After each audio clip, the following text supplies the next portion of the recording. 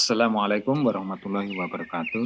Alhamdulillahirabbil alamin. Allahumma sholli ala Muhammad wa ala ali Muhammad. Jumpa lagi kita di Sekolah Fisika Online. Masih bersama saya, Provokator Fisika Arif Al-Fatah. Pada pertemuan video kali ini, saya akan mengajak Anda untuk mengkaji kitab kita, yaitu kitab kuning kita, yaitu halaman 135 sampai 138. Yang mana tema yang akan kita ambil adalah tentang analogi atau perumpamaan hubungan besaran antara gerak linear dengan rotasi. Jadi kita akan menghubungkan atau menganalogikan atau membuat perumpamaan antara besaran-besaran di gerak linear dengan gerak rotasi. Gerak translasi atau gerak linear dengan gerak rotasi ternyata memiliki hubungan yang sangat erat dan sangat berkesinambungan dan sangat eksotik. Tapi sebelumnya kita baca dulu salah satu ayat semesta dalam surat Ibrahim ayat 24 sampai 25. A'udzubillahi minasyaitonirrajim. Alam taro kaifa daraballahu mathalan kalimatan thayyibatan kasajaratin thayyibah asluha tsabit wa far'uha fis sama. Tu'ti ukulaha kullahi'im bi'izni rabbiha wa yadribullahul amsala linnasi la'allahum yatadzakkarun. Tidakkah kamu perhatikan bagaimana Allah telah membuat perumpamaan, perumpamaan analogi kalimat yang baik, yaitu tauhid, seperti pohon yang baik. Akarnya teguh dan cabangnya menjulang ke langit. Pohon itu memberikan buahnya pada setiap musim dengan seizin Tuhannya. Allah membuat perumpamaan-perumpamaan itu untuk manusia supaya mereka selalu ingat. Jadi tujuan perumpamaan-perumpamaan atau analogi itu adalah agar manusia itu mudah untuk selalu mengingat, mudah untuk mengingat. Nah, di dalam kebijakan Tuhan di alam semesta ini, yaitu tentang gerak. Nah, gerak itu ada gerak linear dan gerak rotasi, atau gerak translasi atau gerak linear. Nah, ternyata antara gerak linear atau translasi dengan gerak rotasi ternyata memiliki hubungan atau analogi-analogi atau perumpamaan yang sangat menarik sekali. Kita tinjau misalkan suatu benda, yang satu ini adalah silinder pejal, yang satunya adalah silinder berongga berupa cincin atau pipa. Ketika menggelinding, maka kita analisis gerakan-gerakannya. Satu, ada gerakan linearnya atau translasinya, ya. Maka gerakan linear translasi ini, maka dia terkandung di dalamnya adalah besaran-besaran seperti S, P, A. S jarak, P kecepatan, A itu percepatan. Kemudian gerak rotasinya itu theta, omega, sama alfa.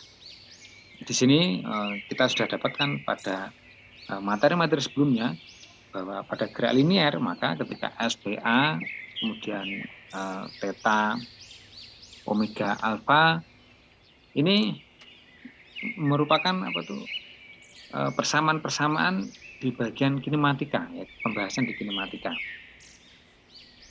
Penghubung antara mereka, hubungannya ini adalah dihubungkan dari suatu besaran, yaitu yang namanya jejari.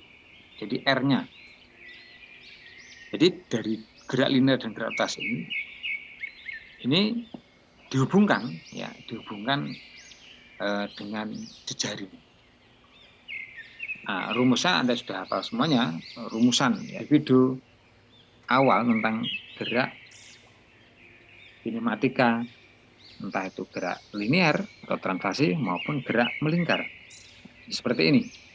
Untuk GLB, maka SPT, untuk GLBB, 3 persamaan ini. Ini saya yakin sudah familiar.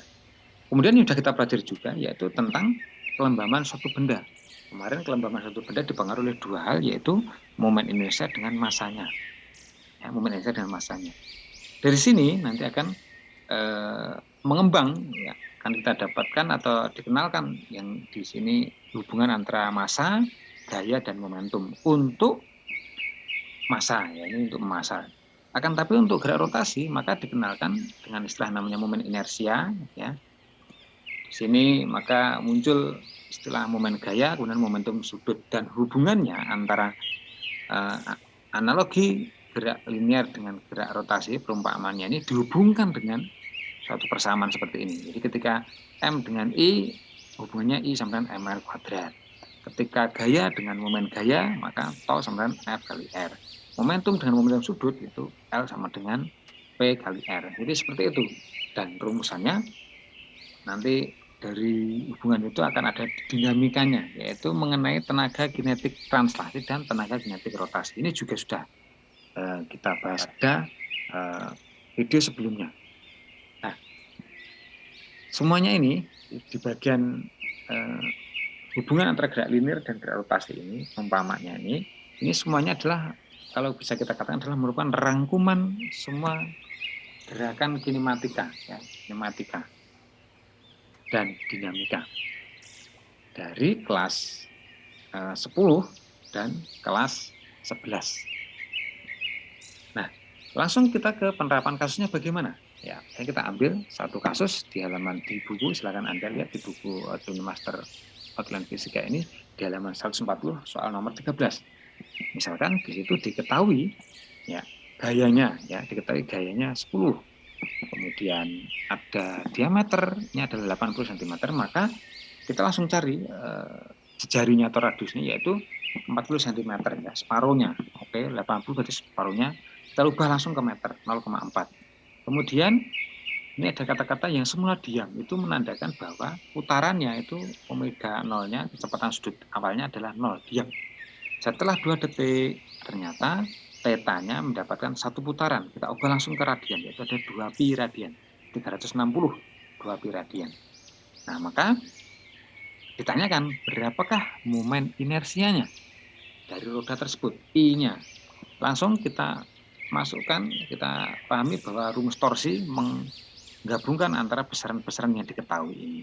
Bahwa torsi adalah F kali R, sama, atau juga bisa rumusnya I kali alfa. Ya. Nah, berarti di sini momen inersia bisa kita dapatkan F kali R dibagi alfa. Akan tetapi alfa belum didapatkan. Dicari dari mana?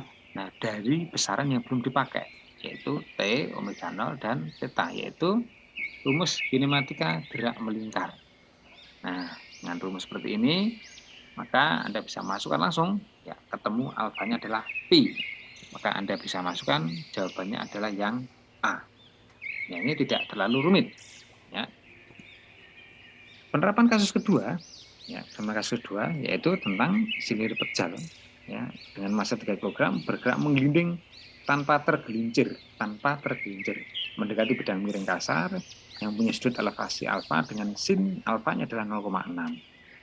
Nah, kita gambarkan, ya, dan gambarkan seperti ini. Jadi dari posisi 1 ke posisi 2, maka bisa kita analisis bahwa dari soal itu massa 3 kg, gravitasinya, percepatan gravitasinya 10, kecepatan di 1 itu adalah 10, kemudian kecepatan di posisi 2 adalah berhenti, maka 0.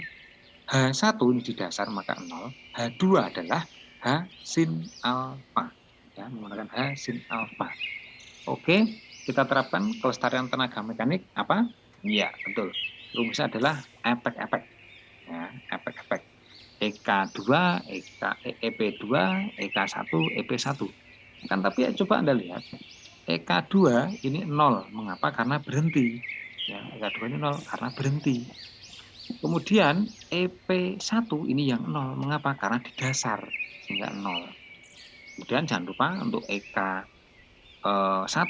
ini karena dia juga linear translasi, tapi dia juga berputar, maka dia berotasi. Sehingga tenaga kinetiknya ada 2.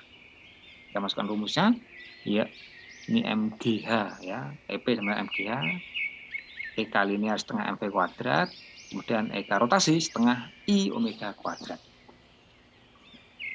Nah, I di dalam soal sudah diketahui bahwa I-nya momen inersianya adalah setengah mR kuadrat, ya, karena ini silinder pejal. Kemudian omega itu adalah V per R. Maka bisa Anda masukkan juga dengan H2-nya. H2-nya adalah ini.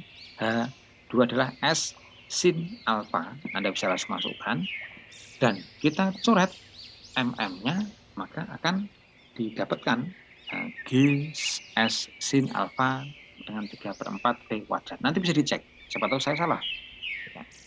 Nah, dari situ tinggal Anda masukkan angkanya, otomatis ketemu S sama dengan 12,5 meter. Itu jawabannya yang D. Ya, ini untuk penerapan kasus 2. Bagaimana dengan penerapan kasus 3? Oke, Anda bisa lihat di halaman 137, soal nomor 7. Ya, soal UM-UGM.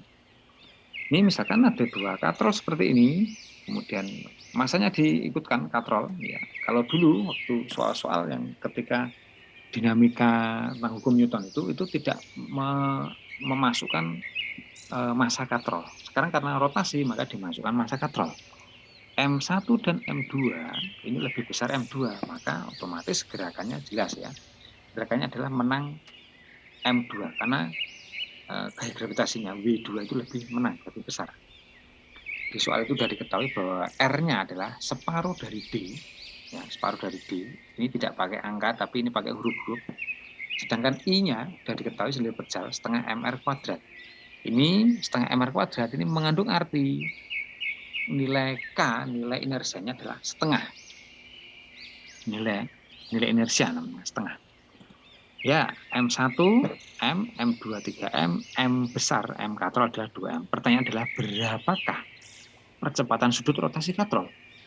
Oke, kita menggunakan hukum kedua Newton dengan massa katrol diperhitungkan. Ya, maka kalau diperhitungkan, ya maka tinggal ditambahi M1 tambah M2 plus KM. Mengapa ini W2 yang dikurangi W1? Karena W2 lebih menang. Ya, dia lebih menang sehingga dia yang dikurangi. Oke.